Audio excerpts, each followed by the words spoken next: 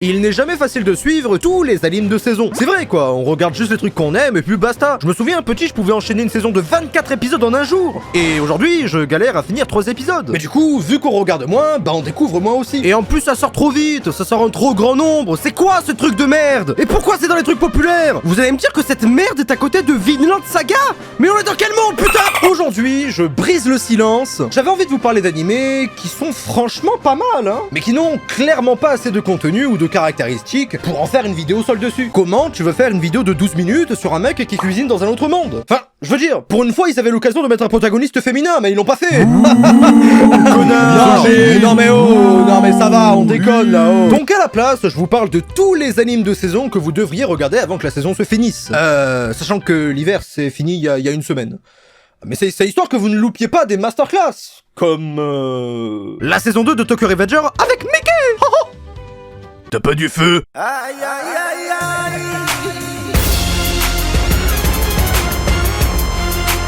Kazuki et Lei sont deux mercenaires qui vivent ensemble et accomplissent le plus de contrats possible pour vivre. Ils ne sont pas super forts, ils ont pas des gadgets de ouf, mais bénéficient d'un atout inégalable dans tout animé. Ce sont les putains de personnages principaux. Et vous verrez, on peut leur tirer dessus que tranquille, hein. Sauf qu'en pleine mission pour tuer un trafiquant d'humains, ils se retrouvent avec Millie, la fille du trafiquant qui a été abandonnée par sa mère la pute qui préfère se saouler à l'alcool plutôt que de résoudre ses problèmes. Ils vont donc devoir adopter Millie, cette jeune fille paumée maintenant toute seule, juste après avoir tué son daron devant ses yeux. Au moins on est sûr qu'il n'est pas parti acheter du lait.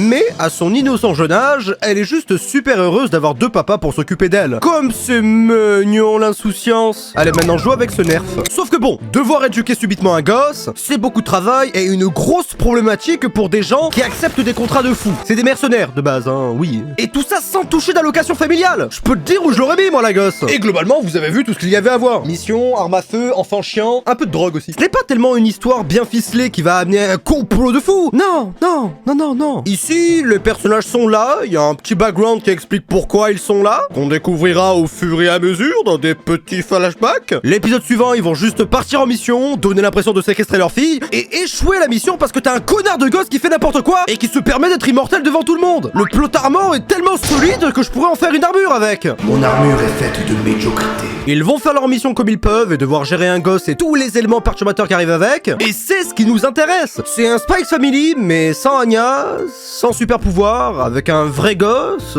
sans waifu. Enfin, ouais, c'est pas du tout comme Spy Family.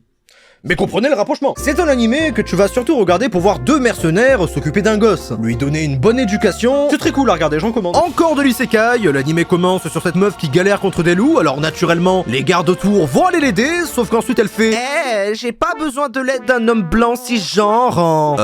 d'accord. Et ensuite elle tue les loups de façon stylée, donc c'est cool. Cette fille est en fait la protagoniste. Une meuf qui s'est fait réincarner en princesse, sauf que totalement dénuée de magie. Je ne vous fais pas un dessin, c'est pas original, donc elle compte sur la science des artefacts et se dope. Mais pas le shampoing, hein. Là c'est vraiment des énormes boules qu'elle gobe. Est-ce que t'as déjà léché les 2 boules de mec? Mais cette table de chevet est super bien positionnée, dites-moi. Nous la suivrons dealer avec la royauté, sa famille un peu bizarre, son frère qui préfère se taper une roturière plutôt que la bombasse de princesse, incompréhensible, mais dans l'animé ça fait sens. Ensuite elle fait irruption à un banquet avec un putain de balai volant. J'avais presque oublié de vous dire qu'on est dans Harry Potter en fait. Après elle kidnappe la princesse en pleurs parce qu'elle vient de se faire quitter, et boum! Ici commence le scénario de ces deux lesbiennes. Alors voyez, je suis pas très yaoi, mais les Yuri... Bon... Ce que j'aime le moins dans ce genre d'animé, c'est qu'on te met directement dans le bain. On en oublie carrément de te faire une introduction correcte. Je commence l'animé et le premier épisode me donne déjà l'impression de regarder l'épisode 6. C'est une bonne et une mauvaise chose pour certains. À vous de voir si ça vous fait kiffer. Un modérateur Discord se trouve du jour au lendemain dans le corps d'une collégienne. Je l'ai dit exprès de cette façon, oui. Sauf qu'il s'avère que c'est à cause de sa sœur la pute qu'il est devenu comme ça. Apparemment pour devenir un homme responsable. Bon, l'animé est beau graphiquement, les couleurs sont incroyables, l'humour est pas mal, certains extraits m'ont fait rire. Mais honnêtement, j'ai pas regardé l'animé. Et c'est le seul de la liste que je n'ai pas regardé. Parce que... Petite comédie romantique, un homme, fils d'une Yuki-onna, donc une femme des neiges dans le folklore japonais, est un salariman qui bosse à côté d'une magnifique jeune fille, et qui crée des tempêtes de glace à chaque émotion qu'il a, et qui rougit fortement. J'en connais un ou deux qui ne s'assoient pas à ma table dans cette vidéo. Le design est très beau, l'anime est très chill, il y a un petit humour qui fait surtout rire Véronique, 45 ans, caissière à Aldi, mais pas moi. Et si vous êtes là pour ça, alors ça va. Il y a même Bouddha, je sais pas pourquoi, mais 氷室君何を真剣に見てるんですか つい夢中になって Put the new 4Gs on the G.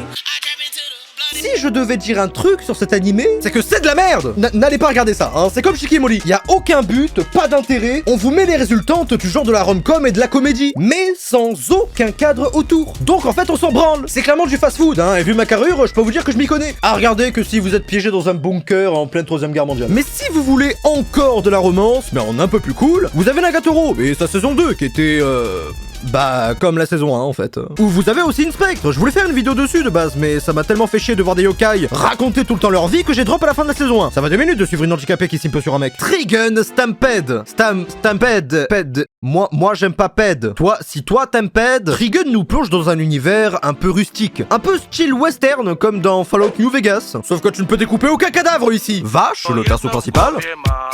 Mais non, mais pas ça! Qui a apparemment sa tête mise à prix à 6 millions, et il parcourt le monde à la recherche de son frère qui serait responsable de la mort de leur mère, de l'inflation, de la réforme des retraites, du réchauffement climatique et de beaucoup d'autres trucs. Mais entre-temps, il va rencontrer 2 journalistes de BFM TV avec qui il va faire un bout d'aventure, et après cette scène stylée, fait avec une CGI de malade, Orange gère vraiment bien le truc, qu'on apprend tout son animé et son objectif. Perso, je trouve ça cool, sans plus, la CGI est vraiment bonne, mais donne parfois un peu cette tonalité légère du cartoon, mais je vais être honnête. Alors, je vais pas mentir, insultez-moi comme vous voulez, je m'en fous. Mais pour moi, l'ancienne version était meilleure. C'était beau, il y avait une meilleure ambiance, les musiques sont incroyables. Alors attention, je ne dis pas que c'est mauvais, parce qu'objectivement, c'est bien fait, faut le reconnaître. C'est juste que moi, j'aime pas. Voilà, j'aime pas. On est passé de ce gars grave stylé, incroyable, badass, à Nathan, 19 ans en licence d'art. Bon, c'est personnel, alors je suis intouchable sur ça. Ça, pour le coup, c'est une romance un peu spéciale, qui nous fait suivre un gars qui n'a pas de sourcils. Ah, putain de merde! L'animé pouvait avoir tous les défauts du monde, mais il a fallu que ce soit une version bêta de Philippe Etchebest. Ah, laissez-moi corriger ça. Il a l'air énervé là, c'est bizarre. Et ce mec, selon l'histoire et tout le plot, est invisible. Personne ne le remarque au point qu'on le mette absent alors qu'il est là. Sauf que ma petite théorie dit qu'il est tellement laid que personne ne le regarde. Oui, bon. C'est possible que je sois un peu salé, oui. Mais un peu. Kubo, une meuf jolie, forte en tout, qui s'intéresse à lui parce que, pourquoi pas, et qui fait tout pour qu'il ne le soit pas. Invisible, je parle. Hein. Voilà, wouhou, c'est tout l'animé. Il est là, mais personne ne le voit. C'est trop fun. Ah, mais je suis invisible ou pas? Faut savoir! Là, je viens de vous résumer tout l'animé. Non, je viens de vous résumer toute la série, là. Le fait qu'ils soient invisibles repose sur tout. La romance, la tranche de vie, l'humour. Et en plus, y a pas d'histoire. On est censé s'intéresser à la romance de 2 personnes dont on ne connaît rien. C'est tout. Sans parler du chara-design inexistant des autres persos et du personnage principal, aussi absent que ses sourcils. Un chara-design bien nul, bien basique pour que tous les weebs en besoin d'affection puissent s'identifier à lui. C'est clairement fait pour ça, me faites pas mentir. Les japonais se sont dit tiens, et si on mettait une waifu parfaite dans un animé? Oui, mais monsieur, faut une histoire, on fait pas juste comme ça. Non. Pas besoin. Mais diabolique. On nous crie juste tout le long de l'animé, aime la waifu que j'ai créée juste pour qu'on bande dessus. Voilà, rien de plus. Il n'y a rien à retirer de cet animé. Même le soir, crevé à 4h du matin, j'irai pas regarder ce truc. C'est juste le cliché de la romance typique où la meuf est plus avenante que le gars. Mais que le gars est une vraie brêle. Et alors qu'on pourrait penser que la série va jouer avec ça pour nous faire un truc banger, il n'en est rien. Carrément, je vous mets un extrait du live qui résume tout. Il a le premier volume chez lui, il va dire ah bah tu veux le lire chez moi? Bah viens chez moi, boum, épisode chez lui. Ils ne sont pas allés chez lui. Ça va. J'étais à ça d'être un oracle quand même. Oh, let's go! Ah, Hiruma-kun. Hiruma, c'est ce type. Un humain qui a été vendu par ses parents à un démon qui veut jouer les nounous. Un vieux chauve qui s'appelle Sullivan. Et je ne peux pas m'empêcher de remettre en cause son hétérosexualité à cause d'un certain Pandaman. Sullivan Gwen. Mais en même temps, c'est aussi l'antagoniste principal de Dark Souls 3. Alors je me tâte. Je me tâtais no Yusha. Nous suivons, depuis la saison 1, ses aventures dans une école de démons où se passe toute l'intrigue. La chose est que Iruma est un humain, et que les démons mangent les humains. Donc depuis 3 saisons, ils n'ont toujours rien remarqué. En même temps, la majorité des personnages ressemblent à des humains aussi. Des humains en filière littérature, mais des humains quand même. Si vous êtes passé à côté de cette saison 3, bah c'est normal, personne n'en parle alors qu'elle est incroyable. L'action y est folle, le développement d'Iruma aussi. On y retrouve tous nos personnages préférés, surtout rénovés. Et les enjeux sont toujours plus grands. La preuve qu'il commence déjà à mettre des Jojo Ref. Bref, c'est parfait, c'est parfait, c'est parfait. Bon, certes, l'arc de la fête des récoltes est vraiment chiant, mais ne représente pas tout. Après tout, si je veux voir des gars stylés déglinguer des monstres stylés, j'ai qu'à aller voir Toriko, hein. Cette saison 3 est vraiment pas mal. Si vous avez vu les autres saisons et avez kiffé, y a aucune raison pour que vous n'aimez pas celle-là. Alors là, cet anime est sûrement la plus grosse surprise de la saison. L'histoire, en gros, c'est un mec à tout faire qui se fait isekai. Jusque-là, pas très original. Il est donc très utile, car il sait coudre, rafistoler l'équipement, la cuisine, les serrures. Mais comment l'anime te l'explique? Simplement en le voyant faire. Les premières scènes seront juste Saito faisant ce qui fait qu'il est lui. Ensuite, une légère présentation des personnages, ce que beaucoup d'animés ne font plus. Ils sont assez atypiques et le vieux magicien me fait beaucoup rire. Mais sous tous ces aspects épisodiques et humoristiques, l'anime te transmet de réels sentiments et ressentis. Un ninja qui tombe amoureux d'une sorcière qui ne peut pas veiller et qui va du coup l'aider. Un sorcier au passé très lourd et vous verrez plein de petits personnages très cool au passé très intéressant. C'est une compilation d'histoires personnelles incroyables qui lance un fil conducteur qui va tous les relier. Et c'est vraiment splendide, croyez-moi. Vous ne pouvez juste pas imaginer tout ce que l'anime va vous raconter. L'alchimie des persos entre eux, leur histoire personnelle, le complot, les combats stylés. Regardez cette action de fou. Et quand je rassemble tout ça ensemble, je me dis que je suis vraiment chanceux d'avoir trouvé une pépite comme ça. C'est masterclass, hein, et là je vous le dis avec grande certitude. Même que plus tard, t'apprendras que l'unité de mesure n'est pas le mètre, mais le... qui est en fait la taille de la tub du premier roi. Heureusement je suis pas dans le monde, hein. Avec moi le truc il serait comme ça je vous dis, je mens pas. Déjà l'animé respecte son thème jusqu'au bout. C'est un handyman, il est utile et puis c'est tout. Il ne va pas maîtriser la magie, devenir super cheat, faire des armes enchantées, non. Ça ne va pas partir en couille comme tous les isekai. L'animé arrive très bien à te raconter une histoire malgré son rythme disparate. Et tu t'attaches facilement au personnage, et je ne saurais dire pourquoi. En fait, si, je saurais dire pourquoi. Parce que la chevalière est super mignonne et que sa romance avec Saito est incroyable, que le vieux est grave drôle et que la fée a un sérieux problème avec la thune. Vous voyez comme quoi y a pas besoin d'un chara-design de fou pour avoir des personnages uniques. J'aime tellement l'animé que j'aimerais vous en dire large plus. Mais je l'aime tellement que je préfère vous laisser découvrir par vous-même. Mais même ces petits trucs triviaux ont un sens. Et ça, c'est à vous de le découvrir. Et hop, un peu de romance. Un gars qui rencontre par hasard la bombasse du lycée. C'est pour ce genre de canon qu'on laisse tomber le plan Vigipirate, mais monsieur n'a pas l'air de le réaliser. Ok, tout le truc se base sur une petite scène où il lui donne son parapluie, explique que sa maison est dégueu et pouf, romance. Elle va s'occuper de lui faire à manger, le ménage. C'est pas une petite amie qu'il lui fallait, mais un putain de technicien de surface. Mais j'imagine pas comment El Pueblo aurait pécho de fou dans cet animé. La romance est cool, c'est très détente à regarder, mais encore une fois, ça manque de fond. On crée tout un cadre artificiel pour juste nous plonger dans les éléments de la romance pure, plutôt que d'écrire une vraie histoire complète. Bah ouais, c'est vrai, pourquoi se faire chier à écrire une histoire en fait? Et encore une fois, on veut juste faire à ce que les hommes puissent s'identifier rapidement à un gars dont ils n'auront jamais la situation. Ça se note par sa simplicité, de son physique à sa situation à sa personnalité. Bref, encore un truc pour attirer les désespérés, mais un anime très calme et doux pour les amateurs de romance. Je vous recommande. Globalement, encore un simple isekai, où on suit Nick, le personnage principal, qui était un putain de puant. Ce mec-là est certainement sub à plein de VTubeuses, vous imaginez pas? Il va même dans des concerts! Des concerts! Sauf que maintenant, il se réincarne, pouf, et il a plein de camarades à l'histoire assez fade, mais haha, il y a des waifus, donc ça va! Autant dire que le réalisateur a tout misé sur le chara design, hein. C'est cool, c'est juste fun à regarder, mais n'en attendez pas trop. Donc Nick bien ta m...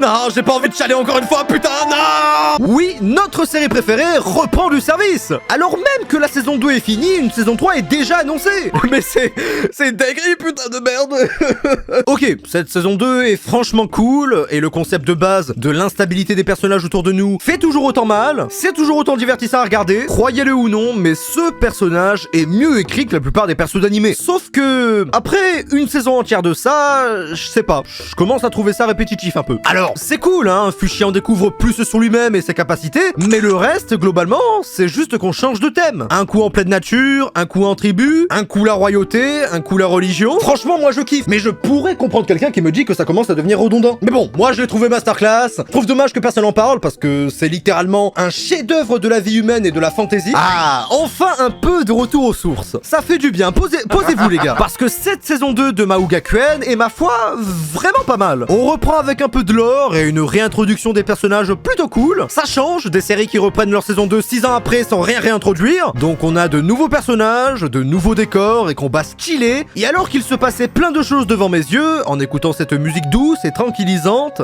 j'ai réalisé... Putain, je me fais chier! C'est bien beau de revenir après tout ce temps, mais c'est qui cette meuf? Pourquoi il y a une sorte de Zeus qui veut Ken? Anos a maintenant 8 ans! Et pourquoi le héros s'est transformé en Giga Chad? Mais ok. Je vois le bail. En gros, dans cette nouvelle saison, les dieux et les rois fous sont de nouvelles espèces qui interviennent dans le scénario, sauf que le roi des dieux s'est fait one-shot 2000 ans avant, donc il vient prendre sa revanche en entrant dans l'éducation nationale pour tuer le roi démon. Bienvenue en enfer, monsieur le roi des dieux. Ici, vous serez payé un SMIC pour éduquer des gens qui sont H24 sur TikTok et qui joue à Fortnite. Non! Étant donné la simplicité de l'antagonisme en face de nous, la situation délicate dans laquelle est... Voilà, c'est pour ça que j'aime cette série, c'est vrai! J'avais oublié à quel point c'était kiffant de voir un mec stylé faire des trucs stylés. Il est l'incarnation du parfait dans une situation où tu as justement envie de gérer. Tu sais, c'est comme sur Rainbow Six quand tous tes alliés sont morts et que tu fais du 1v5 et que tu gagnes quand même la partie. Il y a de quoi se sentir comme un héros. Et voir notre protagoniste préféré faire des dingueries et gérer avec un charisme qui dépasse même celui de Depardieu, j'ai envie de dire que c'est génial, ouais. On a envie de s'approprier son succès, car en plus on le regarde depuis le début. Depuis qu'il était un tout petit bébé. Oh lolo, oh mais qu'est-ce qu'il est mignon. Tu veux mon paquet de clopes? Après, le vrai souci que j'ai avec la série serait du même ordre qu'avec la saison 1. On est dans la merde, et puis pouf, ah bah en fait non, pas vraiment. J'avais le cristal du dieu des Bermudes, qui en fait m'a donné la puissance parce que je suis un ancien démon d'il y a 2000 ans. Vous voyez ce que je veux dire? La plupart des situations complexes et réellement problématiques pour nos personnages se résolvent de 1 beaucoup trop facilement, mais ça on va dire que c'est le principe de la série, donc ça va. Mais surtout de 2 avec n'importe quel justificatif. Viens là que pendant que les autres se font tuer, on joue aux cartes. Les deux meufs s'en sortent parce que par hasard, elle était l'enfant d'un dieu. L'autre avec la Loli s'en sortent parce qu'ils avaient la magie d'Anos. Si vous voulez que le concept soit que tout se passe bien et qu'on nous montre la supériorité d'un perso sur un autre, allez au moins jusqu'au bout du concept. Ne nous faites pas attendre 3000 ans devant une situation qui en fait pouvait se résoudre depuis le début. Pourquoi vouloir pousser un suspense inexistant? Parce qu'on sait justement qu'Anos va gagner dans tous les cas. Et ça c'est un truc qui me rend fou en vrai. T'as un super gros défaut qui pourrait être très facilement résolu et même faire quelque chose de masterclass, disons-le. Mais non, on préfère rester dans la médiocrité. Mais Burk, c'est quoi ce truc? Avec notre Anos adoré, c'est ce qu'on appelle la téléportation indirecte. Téléportation indirecte,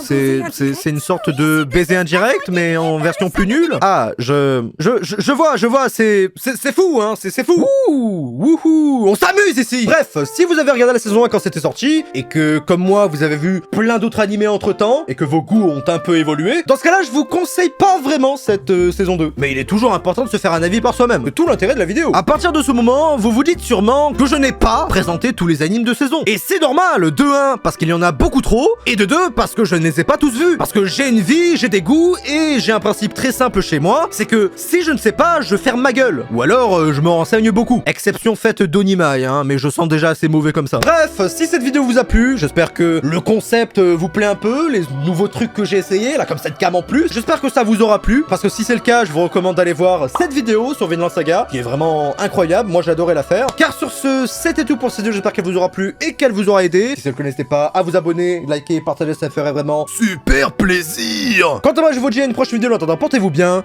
ciao, bye. Mais du coup, vu qu'on regarde moins, bah on découvre moins aussi. Oh putain, le truc que j'ai lâché.